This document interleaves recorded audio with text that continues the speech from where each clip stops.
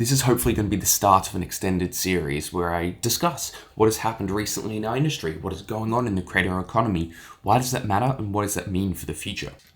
To start on a positive note, just a couple of weeks ago in New York, a couple of content creators and marketers hosted a Timothée Chalamet lookalike contest, and hundreds of people showed up. Even though they only put up 100 posters around the city, only offered a $50 cash prize, everyone came down to participate or just witness the chaos that was about to ensue. So much so, within minutes, the police shut it down and they've received a $500 fine for, I presume, organising in a public place without a permit. But of course they anticipated this, so had protocols in place to move to a different venue, which became much more difficult once they knew, look how many people have showed up. And one of those people who showed up was Timothée Chalamet himself. This is when the internet works best, when it just does dumb shit like this, that it just brings the community together for a positive cause, for some sort of just community experience that we don't see enough in our world and our day-to-day. We're locked inside, working in a dark room, maybe going to a dark office, living in a city that has like 2.5 hours of daylight. So to be able to have experiences like this, or even just to witness it voyeuristically from the outside, is a real jump to the heart. Interestingly though, they had a Kai Cenat lookalike contest the day before, because it was a contest between two friends who would be able to get the most people to their event. Effectively, no one showed up to the Kai Cenat lookalike contest, and everyone showed up to Timothée Chalamet. I mean, that seems pretty predictable from hindsight, because Timothée Chalamet is an A-list actor. Everyone knows him of pretty much every generation. But Kai Cenat, unless you're a Gen Z person who pays attention to the live streaming community, he's huge within that, but unless you're in that, why would you have any idea who he is? So that makes a lot of sense why the Timothée Chalamet one performed way better, and just hilarious that he was in town filming something for an upcoming film and decided to show up himself, even though no one even recognized he was there until he was at the center of that crowd. We've really started stretching away from that early 2016, 2017 era of pranks, where it was just, how can you be the biggest nuisance to people around you? Occasionally those incidents still happen and people still go out there and just be a pain in the ass. But we're seeing more and more of these positive events, these positive communities. How can we actually provide value to the people around us? I'm sure it was a bit of inconvenience to everyone who was chilling in Washington Square Park, but you got to expect, when I was walking through there earlier in the year, there was a ton of people filming man on the street content. It is just the place to go, and especially in New York, you expect weird shit to happen like this. But to have more and more content, more and more creators focusing on producing value rather than just being annoying is absolutely phenomenal to see, and I hope this trend continues onwards. Second point. Offbrand. Offbrand is a media production company started by Ludwig, who's one of the biggest streamers in the space. He used to hold the record for the most amount of Twitch subs. Is that the official record? He had a subathon for 30 days. Every time someone subscribed to him, paid him whatever, $5 a month or something, then that stream continued, right? I think it started with a certain amount and they had to keep bringing that down because so many people were subscribing to him to see him live stream 24/7 for a month straight. So, point is, he's big in the space, so he can pretty much do whatever he wants in building a business. But despite this, he decided with his media production company that he's put together with a group of people that it'll be operated as a co-op. Normally businesses, you have a couple of shareholders at the top that invested some capital, but really the people putting in the blood, sweat and tears get nothing. They get a tiny little salary, maybe an occasional little bonus if they're lucky, and that's it. But he's like, well, what happens if we make sure that all of the employees, all of the full-time employees within the organization get a say in the direction that it heads? What happens if we split the profits from this organization towards the people who actually, once again, put in the hard work to keep it operating day to day? And that's what he's done. Because to him, as it obviously logically makes sense, he doesn't want to be reliant on, he wants to go off and retire at some point. But if he wants to go and do that, he has to build a business that can sustain on its own, that isn't completely reliant on him. Generally, if you're a creator, or if you're a talent, or if you're an actor, or if you're a musician, everything relies on you still operating your craft. If you go away, everything else falls. There's no more brand deals, there's no more magazine covers, there's no more sponsorships. Everything's gone because you are the face, and if the face isn't there, there's nothing to build that upside down pyramid upon. But if you can build these sustainable organizations that operate on their own, you just provide the initial capital, you just provide the initial operations and structure to get this thing going and push it in the right direction. But if you can do this and give these people a purpose and feel like they're actually part of this organization that they're building, that they actually have stakes, they have a reason to care, the sort of things that I think this sort of organization has already achieved and will be able to achieve will be far beyond any of those venture capitalist firms that come in California and just try and throw money at a solution. Because all of those investments have failed. When they've tried to build a house for influencers, they've all collapsed. When they've tried to do any of the stuff they have, they've largely all fallen through. Because it's about how much money can we make out here rather than how can we make sure everyone has the best time possible. Because as a result, we will do well in the long term. Now, the third one is a bit tricky.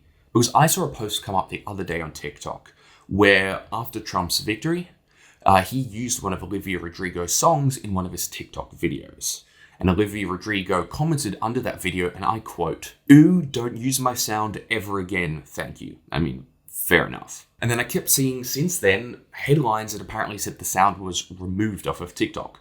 But I just checked. The sound is still there, but I couldn't find the original video that used it, so maybe that video was taken down. But the articles don't say that video was taken down, they just say the song may have been taken down within that video. So there doesn't seem to be consistent reporting, and that's an interesting note, just because it pops up on TikTok, just because people say things. Even respected journalistic publications, they seem to all be wrong. But what it seems like the case is she probably put in some protest being like, I don't want my music to be used for these sort of political processes, and the video was removed as a result. Because maybe I'm just blind, but I can't see it anymore. Because often in these sorts of causes, they say, I don't want my stuff to be used for this context.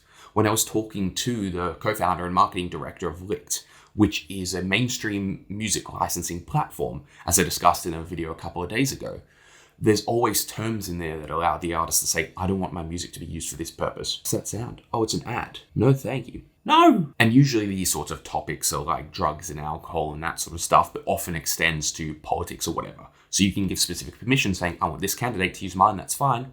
But, for other stuff, you have the ability to say, no, thank you. Political candidates throughout have always just been stealing music to the point where often artists will have to be like, you realize you're using this song because it sounds like, wow, America's great, but it's actually a protest the Vietnam War song. And it's like, oh, whoops. Something you're coming out to thinking it's really pushing your brand. It's actually, if you listen to the lyrics, pulling against it. So they always receive cease and desist. They don't care. They still operate anyway. But on social media, it's a bit different because you have a bit more control just to rip that song out from under them versus just having to send it to cease and desist, which so many artists are forced to do with these political candidates. So to simplify, it doesn't seem like she removed the song off the platform, but she got a Trump video removed because they used her song, and obviously she did not consent to that association with her brand, especially considering she's had such a push for reproductive rights throughout her global tour, even getting into scandal earlier where she was handing out contraception and other sort of stuff at one of her shows in the US. And pulling back from that, but the message was done, the message was out there, the point got across. So you've got to be impressed at what some people are able to achieve. Right, next, an award this time, but not the award you want to receive. So there's something called the Shonky Awards in Australia, which is done by Choice, which is like a consumer advocacy group, which kind of gives reviews as to how good certain products are within Australia, right? Are these businesses screwing people or are they helping you out? And the big award for the year was given to Meta, predominantly due to scams on their platform screwing over countless Australians throughout the past year. They provided a couple of examples of reporting certain scams to Meta, and then Meta only taking action on some of them or delaying action on others, and then that same ad would just reappear again a couple of days later from another profile and then nothing being done there. The usual stuff you expect to see. But it's funny to see these guys get aired by this group because it gets around. You don't want to be on that list because it's a bad taint to your reputation.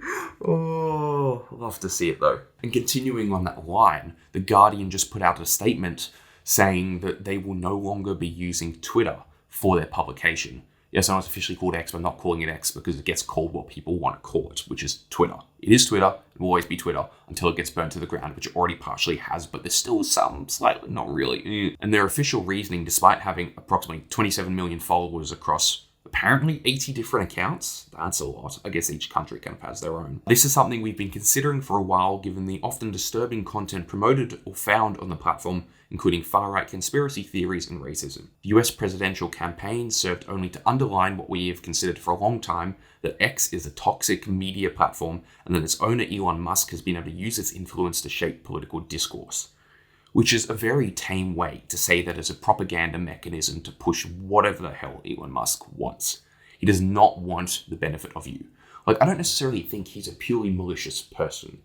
He's just adamant on achieving what he thinks is right, even if what he thinks is right is fucking crazy. And it's like, yes, he's done some nice things for electric cars, but also at the expense of building any sort of high-speed rail public transport system. And Tesla has always been in scandal with overworking and underpaying its workers across the world. So to see a major media organization like this swearing off the platform is a big step, because that's a huge amount of exposure that they can get from these, especially with, once again, 80 accounts with 27 million followers. So to pull back off that, that's a big deal. But Twitter used to be a big deal, but it isn't anymore. Or it doesn't have to be. It's only a big deal if people are there, but people can leave very, very quickly. And that's all it takes for the platform to crumble, hence why valuations now absolutely have destroyed what he purchased it at, because he's wiped out the workforce, often illegally. And of course, they've been fined constantly, even in Australia, because they couldn't prove to Australian authorities that they weren't hosting child exploitation material, because of course they fired that part of the workforce. So they're in hot water everywhere. So I'm glad to see that people are finally stepping away from it, because I used to use Twitter, but now it's just like, it's not something you want to support, even though some of the other platforms also have issues in themselves. Yes, Facebook probably caused a coup in Myanmar and ethnic cleansing. And finally, Australia plans to ban social media for people under the age of 16, which, let's just say, hasn't seemed to get much support from the public. Because the first thing is, it just won't work. It means that to try and ban people under the age of 16, you're going to have to verify the identity of every single user. And that opens up a whole can of issues to data privacy or whatever. We already give over so much to so many companies that then just leak it with no punishment. Like Optus, where they had to pay for everyone to get new driver's licenses and passports and all of these things because they just leaked all of that data. So you're just adding to this risk, adding to this problem, and kids will always find a way around it. Anyone in high school, anyone in university knows that any blockers that are put on any website get defeated very, very quickly, or people find another website that has not been discovered yet. So it's kind of meaningless. Like, yes, you want to help kids, but this doesn't seem to be helping kids. Why don't you design the system so that it doesn't create the harm that it does for everyone else? Why don't you remove ads? Why don't you remove algorithmic features? If the only thing kids can see are their friends and approved education providers, then that can be used for good, because it's still a messaging platform where they can keep in touch with their friends while they're in different places, and they can still learn and educate themselves about the world, which is what the benefits of these platforms are. There's a reason YouTube created YouTube Kids, because they wanted a separate space where they wouldn't receive scrutiny and kids could be protected with content that is slightly more regulated. TikTok has their own version, but I've never really looked into that, so I don't want to cast judgment on that. So to just ban it outright doesn't seem to solve the problem at all. Rather, they should be focusing more on education, because once they're 16, then they just fall into the same problems.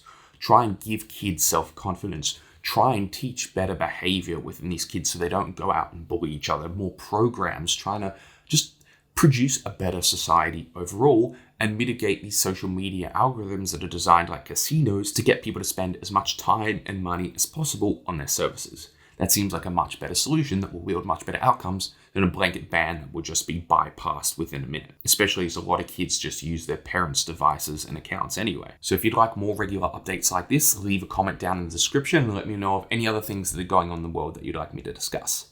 And I'll see you in the next one.